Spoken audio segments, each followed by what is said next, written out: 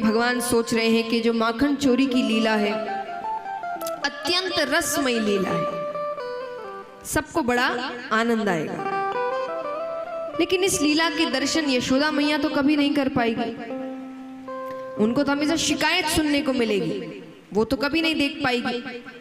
तो ऐसा क्या करूं कि पहले दर्शन ही यशोदा मैया करें। तो भगवान सोचते हैं, भगवान कहते काम करते हैं, पहली चोरी घर से करते हैं। घर में पक्को हो या कि बाहर करने जाऊं। देखिए ऐसे जो भी बच्चे हैं चोरी नहीं करना चाहिए, बहुत गलत बात है, भगवान पाप देते हैं। बिल्कुल भी चोरी नहीं करना कभी भी, लेकिन चोरी करने के लिए दिमाग चाहिए। एक अच्छा चोर कौन है? जो कभी पकड़ा ना जाए, पकड़े गए तो फिर क्या चोर। तो भगवान सोचेंगे क्या पता चोरी करूं, पकड़ा गया तो सब बाहर यही कहेंगे जब चोरी करनी आती नहीं तो करी क्यों, और घर में पकड़े गए तो सोचते पहली चोरी घर पे करते हैं। तो उस वक्त ही माखन दूध दही का काम चलता, तो हर घर में जो भी माखन दही का काम करते थे उनके घर में एक छोटा कमरा हांडियों का होता था, उसमें माखन रखे जाते थे, बड़ी बड़ी हांडियां पड़ी होती थी, उसी में सारा काम होता था। तो भगवान के घर में भी कमरा है, तो भगवान दोपहर के समय उस कमरे में जाते हैं। दोपहर के समय सब सो रहे होते थे, वो जाते हैं, मटकी पड़ी है उसको अपनी ओर खींचते हैं, हाथ अंदर डालते हैं, नवनीत निकालते हैं। नवनीत यानी माखन का गोला, तो नवनीत निकालते हैं और भोग जैसे ही लगाने वाले हैं कि भगवान की नजर उनके ठीक सामने एक कांच पड़ा हुआ था। कांच माने दर्पण, शीशा, वैसा कांच सामने रखा हुआ था। अच्छा नोट, भगवान ने कभी भी कांच देखा नहीं आज तक, उनको पता नहीं है शीशा होता क्या है, प्रतिबिंब क्या होता है, कुछ नहीं पता उनको। सामने शीशा रखा है, जैसे ही भगवान की नजर उस पर पड़ी भगवान ने तुरंत हाथ पीछे कर लिया। भगवान कहते अच्छा ये माता बड़ी होशियार है, माता ने माखन की रखवारी के खातिर एक छोरो पहले से ही खड़ो रखो है और ये चुपचाप मेरी चोरी देख रहा है। भगवान उसको समझाते हैं, भगवान कहते देख तू भी छोरो मैं भी छोरो, तू एक काम कर, मैया से कुछ मत कहना, क्योंकि ये जो माखन है ना ये मैं अकेले नहीं खाऊंगा, तो ही भी खवाऊंगा। और ये कहकर भगवान कहते ये ले खा ले। भगवान ने हाथ आगे किया तो प्रतिबिंब ने भी हाथ आगे किया, भगवान के हाथ में माखन तो उसके हाथ में भी माखन। भगवान कहते अच्छा अब मेरी आत्मा ठंडी है गई, मैं सोच रहा तो मैं ही एक चोर हूं,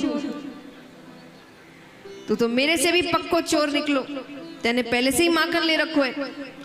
भगवान कहते अच्छा बात है, चोर चोर मौसेरे भाई, तू मेरी चोरी मत कहिए, मैं तेरी चोरी नहीं कहूंगा। यशोदा मैया पीछे से सब देख रही है कि कैसे भगवान कांच के सामने अपने आप से बातें कर रहे हैं, उनको बड़ा प्यारा लग रहा है। जब भगवान की बातें खत्म हो गई तब उन्होंने आवाज लगाई कन्हैया। भगवान डर गए। यशोदा मैया कमरे में आती है, अरे यहाँ क्या कर रहा है, क्योंकि पहली बार भगवान माखन के कमरे में आए हैं। अभी तक माखन चाहिए होता तो किसी सेवक से कहते थे, यशोदा मैया, नंद बाबा, किसी से भी कहते कि मुझे माखन खाना है, खुद कभी नहीं जाते थे। तो मैया कहती यहाँ क्या कर रहा है। भगवान कहते मैया मोहे माखन को लोभ ना है। देखिए वो खुद ने चोरी की है ना, डर लग रहा है, वो सामने वाले पे कैसे भरोसा करे, साथ दे ना दे, तो उन्हें लग रहा है वो कुछ कहे इससे पहले मैं ही कह दूं। तो भगवान कहते कि मैया मोहे माखन को लोभ ना है, पर मैंने सोचा कि मेरी मैया इतने मेहनत से माखन निकाले तो माखन की रखवारी के खातिर मैं इस कमरे में आया हूं। अच्छा तो कर ली रखवाली। बोले नहीं मैया, मैं जैसे ही कमरे में आया हूं मैंने देखा कि एक छोरा माखन चुरा रहा है। मैया कहती अच्छा तो तूने उस छोरे से कुछ कहा नहीं? बोले मैंने कहा कि तू माखन क्यों चुराए, तू मैया से मांग ले। पर मैया मैं नंदराय को छोड़ो, यो मेरो घर है, मेरे घर में वो मोकू आंख दिखाए। यशोदा मैया कहते अच्छा कहाँ है वो छोरा, दिखाना। तो भगवान यशोदा मैया को खींच के लाते, कांच के सामने खड़े होकर, ये देखो ये रो छोरो। मैया कहती कन्हैया ये छोरा तू ही है। भगवान कहते मैं कैसे? तब उनको उन्होंने गोद में उठाया। अब देखिए फोन इत्यादि अब आए हैं, कैमरा अब आया है, तब पता चलता है व्यक्ति को कि हम दिखते कैसे हैं। पर मान लीजिए अगर किसी ने कभी कांच नहीं देखा है और ये सब नहीं था तो उसको पता ही नहीं होगा वो खुद कैसा दिखता है।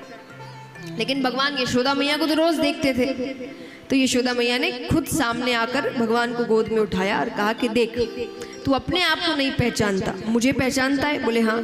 तो बोले उसकी माता ने भी उसको गोद में उठाया, लेकिन उसकी माता और तेरी माता का चेहरा एक कैसे हो रहा है वहां पर? तो भगवान कहते ये कैसे? मैया कहती इसको दर्पण कहते हैं, इसमें हम खुद का ही प्रतिबिंब देखते हैं। और ये समझाने के चक्कर में क्या होता है क्या नहीं होता, ये चोरी की बात खत्म ही होगी। यशोदा मैया भूल गई कि क्या करने आया था कमरे में, और वो जाके सब ब्रजवासियों को, अपने पड़ोस वालों को बता रही कि आज कन्हैया ने कितनी प्यारी हरकत की है।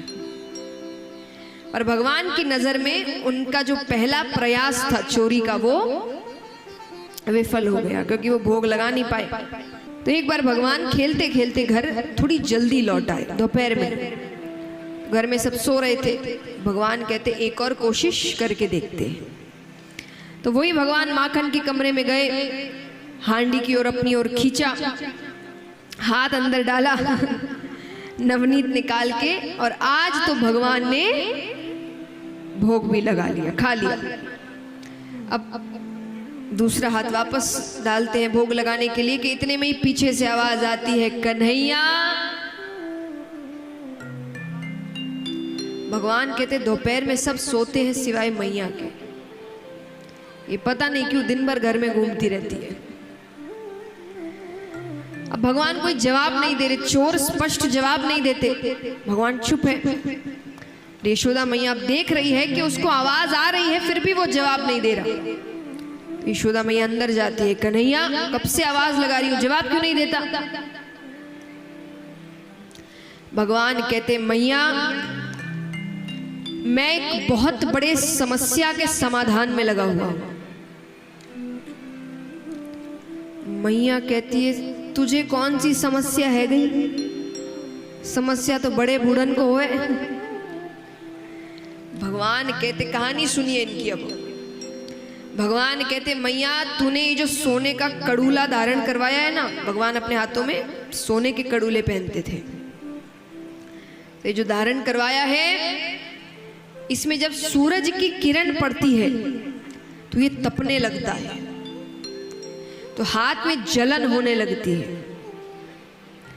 तो एक अच्छे वैद्य ने बतायो कि माखन की तासीर ठंडी हो गई। तो मैया मैंने माखन की हांडी में हाथ डाल दिया तो जलन तुरंत बुझ गई। भगवान भूल गए कि भगवान ने एक बार भोग भी लगा लिया था, और छोटे बच्चे हैं खाते हैं तो खाते कम है, लग जाता है ज्यादा। भगवान कहते, यशोदा मैया कहती है कि जलन यहाँ हो रही थी? बोले हाँ। तो बोले माखन यहाँ कैसे लगा? पर भगवान हार मानने वालों में से भगवान कहते अरे मैया शरीर तो एक ही है, अरे यहाँ की जलन अगर बुझेगी तो गायब थोड़ी होगी, कहीं तो कहीं जाएगी। तो यहाँ की जलन बुझ के वो चढ़ते चढ़ते मुखड़े तक पहुंच गई। तो मैया मैंने मुख पर माखन लगा लिया। अब भगवान सोचे क्या पता खाते हुए भी देख लिया हो। तो यशोदा मैया कुछ कहे इससे पहले ही भगवान कहते और मुख की जलन उधर तक चली गई। तो मैया मैंने एक बार माखन खा ही लियो, लेकिन बस एक बार, उससे ज्यादा नहीं। यशोदा मैया को सब समझ में आ रहा है कि कैसी कहानियां हैं, पर उनको इतना अच्छा लग रहा है कि इसका दिमाग कितना चल रहा है, कितनी कहानियां इसने बैठे बैठे बना ली। और फिर यशोदा मैया उनको गोद में लेके फिर आस पड़ोस में घूम रही है कि आज कन्हैया ने ऐसा किया, आज कन्हैया ने ये हरकत की, उसने ये कहानी सुनाई।